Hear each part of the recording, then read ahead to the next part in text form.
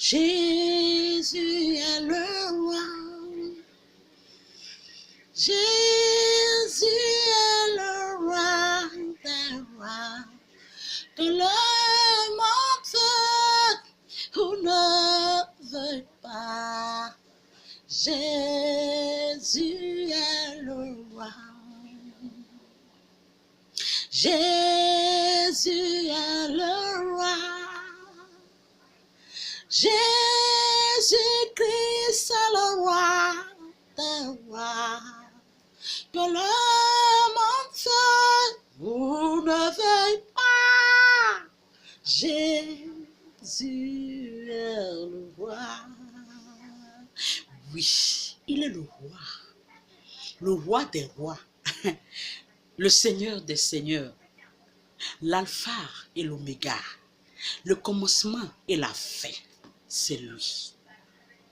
Mes frères et sœurs, je veux partager ce soir une petite parole avec vous.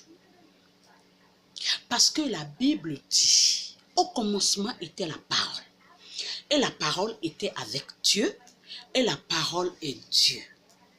Ma Bible dit, tout ce qui a été fait par la parole. Et rien de ce qui a été fait n'a été fait sans elle. Je suis dans Jean 1, à partir du verset 1er jusqu'en bas. Il dit, en elle était la vie. Et la vie était la lumière des hommes. Donc, on ne peut rien faire sur cette terre sans la parole. On ne peut rien faire sur cette terre sans cette parole. Donc, tout ce qui a été fait, tout ce que tu vois dans ce monde, derrière, tu cours, tu fasses par-ci, par-là, mais a été créé par la parole. Je vais te parler ce soir de Jésus-Christ. Jésus-Christ, qui est Jésus-Christ? Le Fils de Dieu. Le Fils de Dieu qui a payé le prix à la croix du Golgotha. Payer ce prix pour toi, pour moi. Pour qu'on ne paye plus de prix. Aujourd'hui, je suis venu parler. Parce que tu as tant resté dans l'église. Parce que je vais te dire ce soir, ce n'est pas l'église qui sauve. Je vais te dire ce soir, il n'y a pas de salut en aucun nom, si ce n'est pas le nom de Jésus-Christ. Le nom qui est au-dessus de tout nom, c'est Jésus-Christ. En mention de ce nom, tout genou fléchit dans les cieux, sur la terre, sous la terre. Et toute langue confesse que Jésus-Christ est Seigneur. Le nom dont je te parle, le monde connaît. Le monde connaît le nom. Le monde dans lequel tu es connaît ce nom et il respecte ce nom. Il n'appelle pas ce nom n'importe comment. Parce que ce nom, c'est un nom respecté. Ce nom est au-dessus de tout nom. En mention de ce nom, tout genou fléchit. Donc, tu peux être n'importe quoi. Tu peux être n'importe qui. Mais en mention de ce nom, tes genoux vont fléchir. Je vais vous parler de ce nom ce soir. Je vais d'abord aborder l'œuvre salvatrice. Qu'est-ce qu'on appelle l'œuvre salvatrice? L'œuvre salvatrice. Qu'est-ce qu'on met dans l'œuvre salvatrice? L'œuvre que Jésus-Christ est venu faire pour moi, pour toi. Est-ce que tu connais l'importance de ce qu'on appelle l'œuvre salvatrice?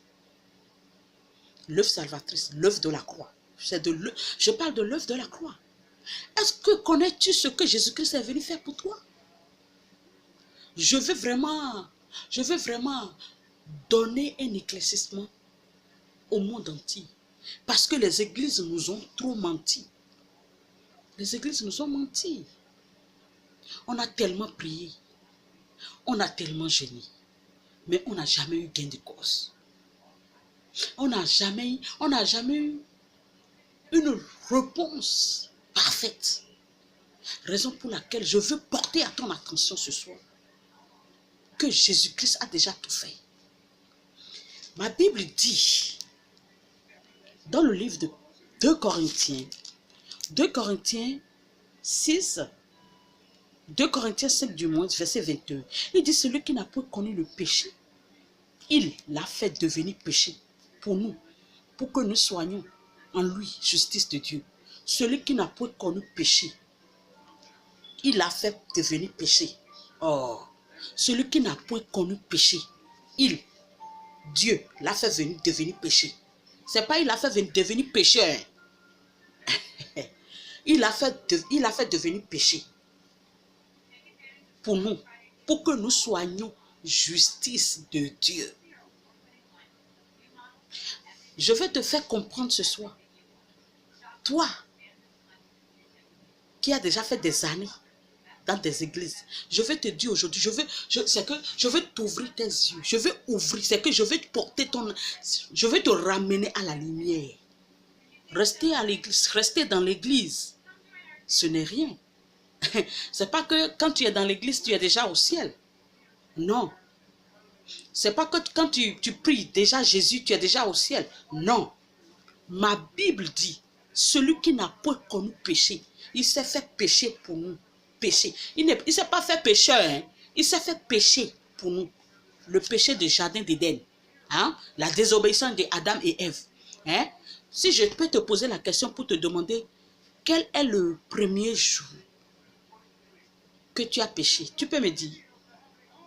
Tu ne pourras pas me dire. Ce qui a traîné ce monde dans l'obscurité, c'est le péché. Ce qui a entraîné ce monde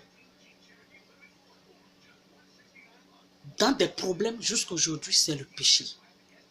Dieu a dit dans le livre de Genèse, il dit, maintenant faisons l'homme à notre image et à notre ressemblance.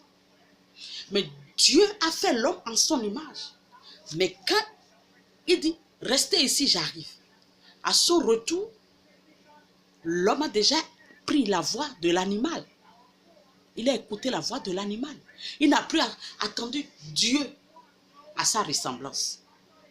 C'est de là l'homme a été chassé par sa désobéissance du jardin d'Éden. Jardin d'Éden. Au dehors.